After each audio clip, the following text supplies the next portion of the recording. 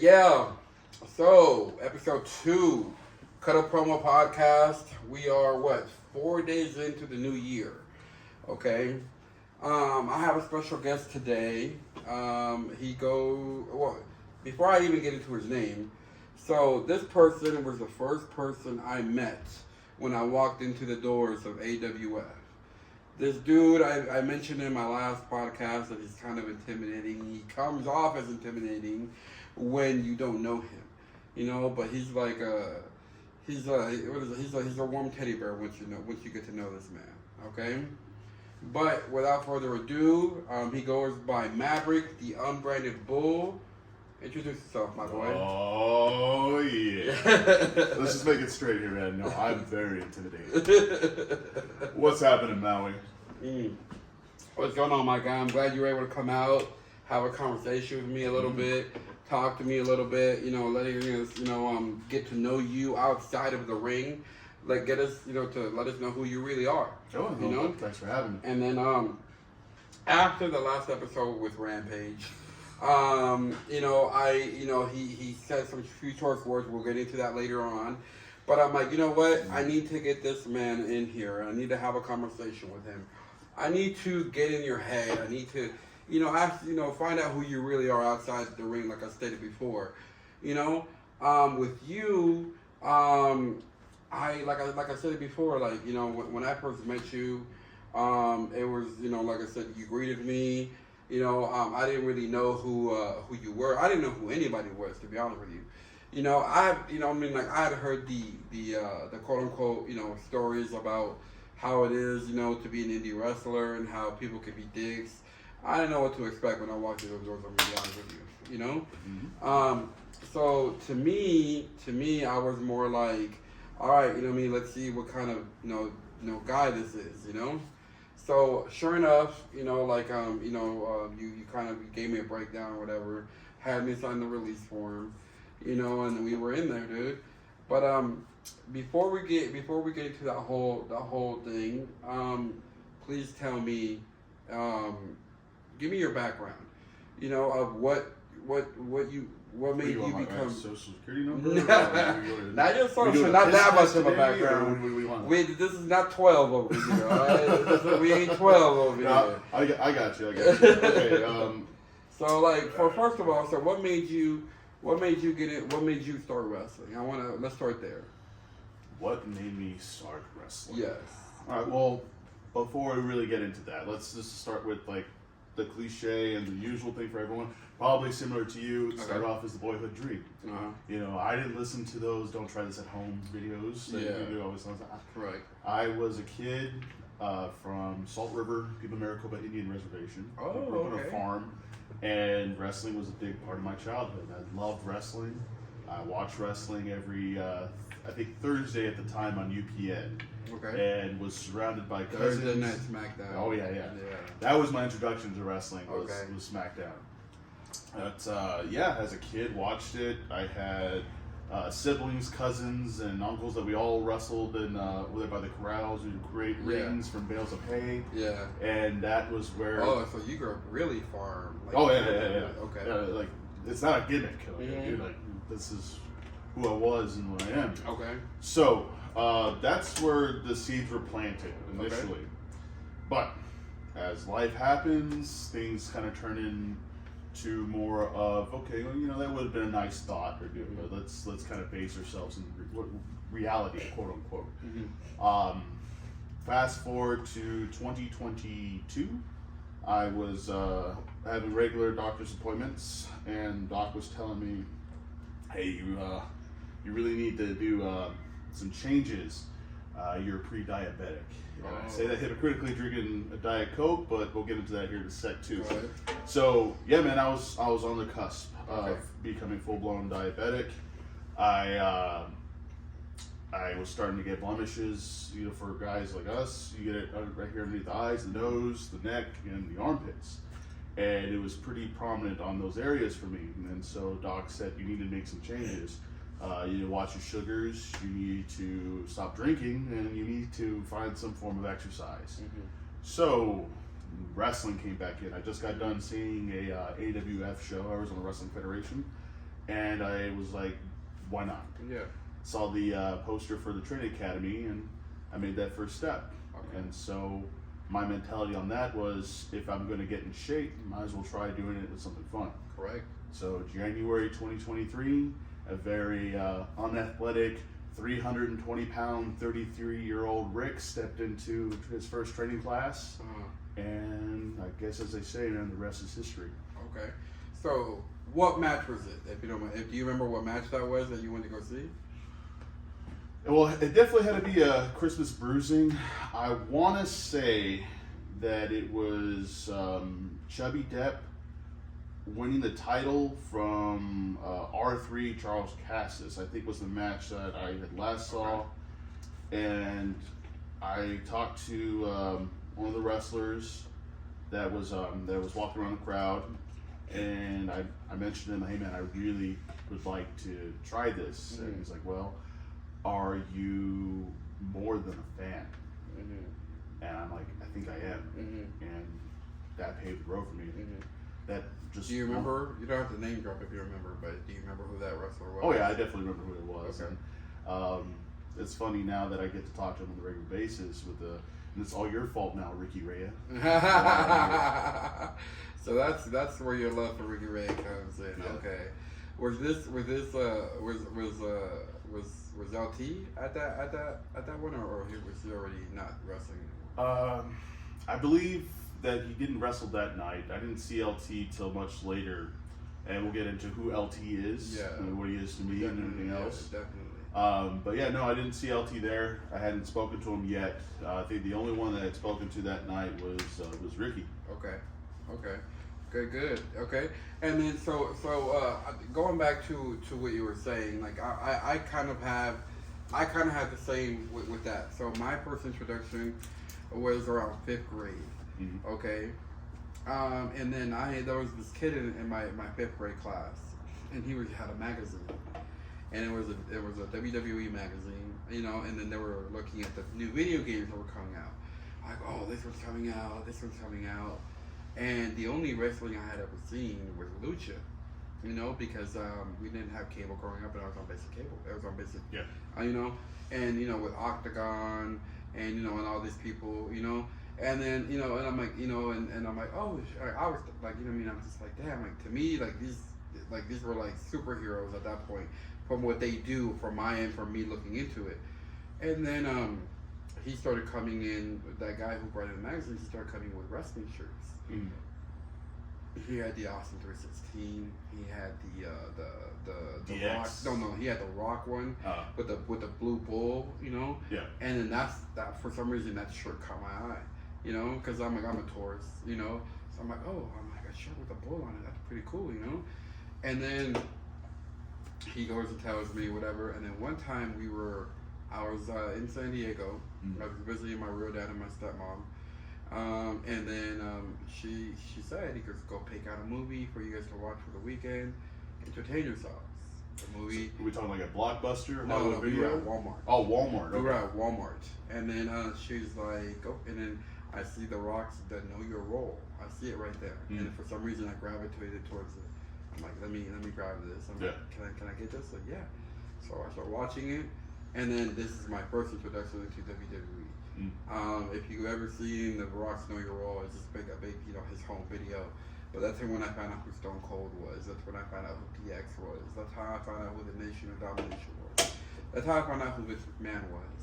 You know, like, it was my first introduction into everything, and I was just hooked after that. You know what I mean? Like, he was my boy. You know what I mean? And me being half Samoan, I didn't find out that till later that he was half Samoan. I just thought he was black.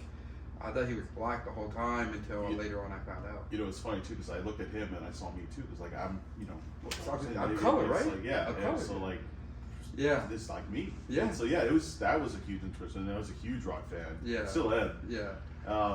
Yeah. No, definitely can understand and you know, follow that same story too. It's like it's all that. It's like that for a lot of us. Correct.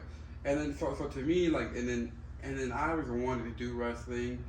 And then actually I found out, you know, who you've met recently, you know, Shadow Fox, me and him went to the same high school, you know, and he, I know him from from that, just like I know my roommate we all went to the same high school, and then I remember he was an indie wrestler, and to me, indie wrestling was not cool at the time, to me at least. I was not cool. I never went to any of his shows, and I feel like a dick now.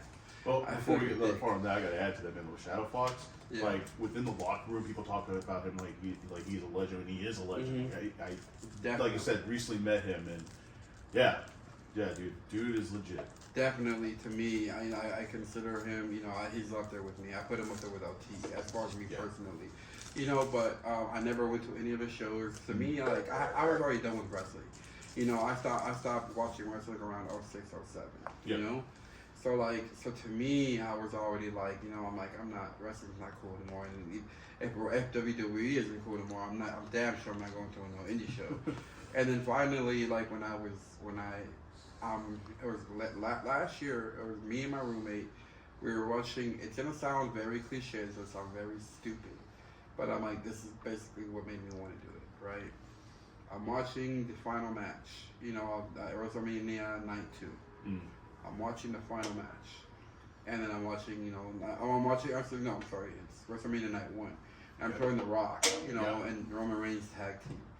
And I'm just like, and I see The Rock in the ring, and I'm like, this man's just getting older and older and older. And then, like, literally, this is what I told myself. I'm like, if you ever want to wrestle this man, he goes, you need to start training now. And like that was just my motivation. It's just like, and on top of that, we're still losing weight too, because obviously I am the same. We're big boys. I'm the same. I weigh the same as you weighed when you first got to AWF. Yeah. So I'm 330. I'm 5'10". And I'm just like, I'm like, I need to get in shape. I need to do something, to help me. With my diet, I could do it, but if I don't exercise, there's no point. Yeah. Let me circle back to that real quick. I forgot to mention. Since starting January 2023, I've lost 40 pounds. Yeah, I'm 280. I jumped between 280, 290, or that 10 pounds extra. Did cut out alcohol, sugars, and stuff like that. So, like, for me, this is a treat. I don't usually drink a whole lot of soda. So, yeah, man, it can be done. Yeah. It can be done. And that was another motivation for me. I'm just like, if I'm going to do it, I might as well have fun doing it, right? Yeah. And it was hard for me, dude. When I first started, like, I knew I was out of shape. I never realized I was that out of shape. It's kind of like when you ask an OG to, like, for a race, I'm like, hey, let's race. And then he trips and falls in the middle of the race because he's so out of shape, he can't even hold his balance, right? Yeah. I'm like, you don't realize until you're there. You know what got me was getting out of breath tying my shoes. Never happened. To me, bro, it wasn't even that. To me, it was like, real life, guys. Real life. Two big boys talking about this real quick. To me, bro, it's a little bit more. It may be TMI for some people, but I don't care. It got to the point where I'm at work, right? I'm using the restroom, the facility, and I go, turn sideways to wipe, and I could barely turn, I was about to say, man, I thought you were going to go a completely different direction with this. I thought you were going to say performance issues. No, never been an issue. Never been an issue for me. But to me, I'm like, when I go back and I could barely do that, I'm like, this is a problem. This is a fucking problem. I'm like, if I can't wipe my fucking ass properly, dude, I'm like, Like, I can, but I'm struggling to do it. I'm like, there's something that needs to happen, dude. Like, you gotta you gotta do it. It's not an issue anymore. I could still do it. Your ass? I could do it. I'm not struggling. How about that? Let's just say that. So to me, I was like, man, I'm like, what the fuck, man? I'm like, I can't do this, dude. And this is the biggest I've ever been, because pre-COVID, I was hitting the gym hard. Yeah. And then I was at 275 pre-COVID. And since COVID, I'm at 330. And I'm like, fuck, man. I'm just like, I have to do something for it, And then luckily, like I said, he goes out, training and, and obviously training under LT. That man, he does not let anybody get away with anything. Everybody's doing something. He's like, so he's always like, even if it's like running the ropes or whatever. Well, before you get too far, who is LT? To me or to what is it? Everyone, you say LT. Who anybody? Is LT? So let's circle back to that. So let's go back to what we originally said. So anybody who does not know who LT is, it's Lawrence Tyler. The notorious Lawrence Tyler. So this man wrestles for WWE. He had a contract with WWE. He has matches on Peacock where you can go watch him, wrestle Mr. Kennedy. To me, I didn't know who he was, you know what I mean. But now I see everything that he did for wrestling. Like, to me, I just see him as like, he's like, to me, like, LT's the man. LT's the man to me. LT's the man. And then like, and to be honest with you, bro, I'm gonna be 100% honest with you. If it wasn't for him, I don't think I would be in the AWF right now. Mm-hmm. Because like, you heard about what happened earlier on where I got a lot of heat. I think that was my first week, my first official week. I got heat. That's a splash to make, man. For real. And literally, I never told anybody this, but I had just paid my dues. You know what I mean? That day. Are we talking financially? Financially. Okay. Financially, I had just paid my dues because he's like, oh, if you're gonna do this, you need to pay. Cool. So I had just paid my dues, and literally after that, I was like, this shit isn't worth it. I'm like, I'm not gonna be here like for to be, getting false accused of stupid shit. You know what I mean? Mm-hmm. But I'm like, you know what? I'm like, I told myself, motherfucker, you already paid, and you're gonna get your month's worth, right? That's what I told myself. I'm like, after I'm done with this, after I do my month, I'm fucking out of here. I'm like, I'm not putting up with this bullshit. Mm. You know what I mean? And then I met LT, and then me and him, kind of got a, whatever. And then literally when I was considered my last week there, he brought up the situation in front of the group, the locker room, and then he he basically was like, like, I don't believe it. He kind of had my back on the whole situation. You know what I mean? He's like, don't let, and then he literally said something like, don't let something like that, he said up and like discourage you. You know what I mean? You're doing great, you're doing this. And I stayed because of that. And he's the only reason I'm in the AWF. And that's why I tell people, if it were not for LT, I probably wouldn't be in AWF. Yeah, so I think that's me, the same for a lot of people. To me, you know what I mean? Like, I'll tell you, like, if LT walks, you know what I mean, you more likely will not see me. And it's why you call me a big teddy bear, man. Once you get past that wall, LT's big softy. Yeah, correct. Like, I was intimidated by him from the very beginning because he told me, he's like, bro, when I saw you, I'm like, here comes another fat man trying to wrestle. That's what he told me. And it, I mean, it was true, Yeah. It was true. And then he's like, one thing about you, he's like, you're one of those guys, he's like, he compared me to you in a little bit. He's like, you're like Rick. You know what I mean? He's like, if you look at Rick, you probably, if you just look at him, you think he's a dad at home, chilling on the couch, eating chips, watching TV. And he's like, but you see him in the ring, you're like, you would never guess he moves like that. He goes, and that's kind of how I see you, because like someone of your size should not be moving or being able to do stuff that you can do in the ring. He's like, you're not there yet. He goes, but I see you getting to that point where people are like wondering why the hell, he did compare me to Yokozuna. He's like, you're like a Yokozuna. Like Yokozuna shouldn't have been doing half the shit that he was in the ring, but somehow he did. Yeah. Somehow he was able to, and he was very athletic in it, And then I'm like, to me, like I usually semi quote unquote hate the Yokozuna because some people only say it because of my look. They don't say it because if you're saying you wrestle like Yokozuna, I get it. But if you're saying you're Yokozuna because you look like, get the fuck out of here. No, I can understand that mixed feelings on that too. But for me, man, like I got called Yokozuna too, or compared. Took it as a compliment because this dude's a legend. Yes, he is. And then, but like again, I get it when it's meant as a compliment versus when it's not meant as a compliment. Some people are just saying you're built like him, or someone saying you. I'm like, oh, fuck you, dude. But if someone said like Rampage, when he compared me to him, he compared me like you wrestle like him. Okay, I'm like, I think that was a compliment because Yokozuna could wrestle his fucking ass off. Like that's one of the dudes up there who I see. I'm like, could wrestle his fucking ass off. So I take that as a compliment. Like Rikishi could wrestle his fucking ass off. He's a big dude, wrestle his fucking ass off. And then when I saw you there too. I kind of felt comfortable Because I'm like, here's another big guy, you know? Here's another big guy. Everybody in there was walking around with, I saw Lorenzo, I saw Goosh. I'm like, these are all fucking skinny motherfuckers, dude. Mm-hmm. You know, they're all skinny motherfuckers. They're all skinny, and I'm like, fuck, dude. I'm like, I'm just gonna be this fat guy here, you know. And then when I saw you there, I saw another big guy. I'm like, okay, you know. Like, So let me talk about that a little bit because like I wanted to touch base on this, listening to your previous episode, and some of the stuff that was said, I think, is part of a circle of like that discourages people to come to class. mm-hmm. Yeah, I definitely felt the same anxieties that you did, Mm-hmm. that I didn't belong and that you know, this is uncomfortable or so on and so forth.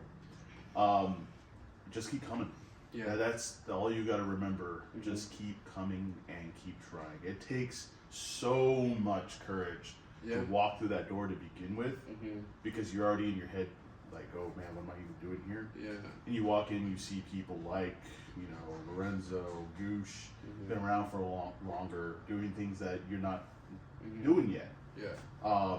And even for those that come in, try it, and it's not for them, I still have a level of respect for those types of people because they came in and tried the dream. Mm-hmm. And yeah, it's not meant for everybody. Yeah. But you make that decision for yourself. Don't ever let somebody else make the decision for you. Correct. There were so many times on my drives to training that I would make up excuses to not go. Yeah. And there's a lot of times I lost those battles with myself Mm-hmm. and turned the car around. Mm-hmm. And for anybody that is in class dealing with that, Mm-hmm. just keep coming. Yeah. Keep coming. Get in the ring Mm-hmm. and do what you can. You're gonna look silly sometimes. It's gonna be uncomfortable, but you know what? That's what it is. You Correct. came here for a reason. Correct. And those of you who are considering chasing the dream, just do it. Mm-hmm. Just do it. Come as you are. Don't worry about others' opinions when you get there or the Yeah. anxiety of like, are you gonna make yourself look foolish? Mm-hmm. Come, have fun. If you have questions, have concerns, Mm-hmm. I'm sure you're gonna drop my tags on this. Mhm. Reach out. Correct. Yes, that is correct. So, like I said this in the last episode. I'm gonna say it again. You know, me myself, as far as when I do something, I'm not the type of guy who likes to not try things. You know what I mean? So, I told myself, I'm gonna go try this. Mm. If I fail at it, I can live with myself and say, hey, bro, you tried and you failed. I'm okay with that. I could sleep at night doing that. I cannot sleep at night saying, what if you would have tried? And what if you would have made it? What if you would have did that? You know what I mean? I can't live with that. Can't live with what if, man. Yeah, I can't. I could sleep soundly at night saying, hey, bro, you tried it as a wrestler, you failed. You know what I mean? It wasn't meant for you. But I can't sleep at night and be like, bro, you never tried it. You never did it. You know what I mean? Like, if getting out of your comfort zone was a person, it'd be me. Because I do shit all the fucking time that's out of my comfort zone. I do things that people, you know what I mean, tell me I shouldn't do, you know? Like, my own family's like, bro, like, you know, a lot of these dudes are like 20, 19, 20, 21, fresh out of college. You know what I mean? Like, you're like, what are you doing? I'm just like, dude, like, why not? Chase the dream, man. Correct. You know, so that's why I always tell people, to me, I'm always going to be the advocate of getting out of your comfort zone. Mm-hmm. Because getting out of my comfort zone has accomplished me so much in life. You know, and then I'm the type of person who never wanted to get out of his comfort zone, ever. You know what I mean? I was very comfortable with what I was doing. And then when I started getting out of my comfort zone, I realized how much I was missing out on. Yeah. How much I was doing. You know, and that's when I was like, you know what, let me go ahead and try new things. Even if like I said, like even if like the whole thing at AWF failed, I would have been able to sleep at night because I'm like, you know what, you tried it, bro, and it's not for you. Or you know, or you sucked, or you fucking suck, dude. Whatever, you know. But I'm okay with that. You know, I can't do, you know, I can't do like, oh, you know, I can't do that. You know. I got you. I feel you, man. I get it. But one thing I do want to go into though, okay. Obviously, you heard the last episode. Oh yeah, I definitely did. Okay. All freaking 35 minutes of that mumbling. So Rampage need to get a personality now. So he had a couple of choice words for you, my boy. He had a couple choice words for you. He had a couple of things to say. You know, he had a couple of things to say about Maverick, the Unbranded Bull. You know, any you have anything as far as anything to say towards Rampage besides your personality. That's a lot to say to Rampage. I wish that balding SOB was here for me to say it to him. So you know what? I'm just gonna say it in this direction for no apparent reason. All right, cut a promo, my boy. Oh man, Rampage. You understand? You got a match coming up with me here in the next week. Grudge match will be on YouTube. And you know what, man? I heard the episode last week. I heard everything you said, not only about me, but about everyone around us. I got some advice for you, kid. All right? Know what you're going to say before you say it. Dropping people's shoot names is a rookie mistake. So I hope you listen to this episode so that way you can take some notes on how it's done. Understand, and I recognize, you are a rising star. You are a threat. You are an undercutting, backstabbing, cheap-shotting, woman-hitting man. I get it. And you and guys that you surround yourself with are incontinent, impotent, every type of tint other than tan because you never see the sun, unlike me, who is juicy, tan, and all that is man. I am Maverick, the Unbranded Bull. I am 100% grade A beef. I am the beefalo with the most below. And in some circles, baby, I'm the breeding bull. And for that, on the entire month of February, I am. Come that lumberjack match. I feel bad for you for the sense that you've made so many enemies that you ain't gonna have no friends. Execution has my back. And Execution is the solution to getting rid of you here in Arizona and the Arizona Wrestling Federation. So I'll see you here in the next couple of weeks. We're going to leave it at that. Thank you for stopping by, Maverick. Always a pleasure. Thank you guys for listening. We're out.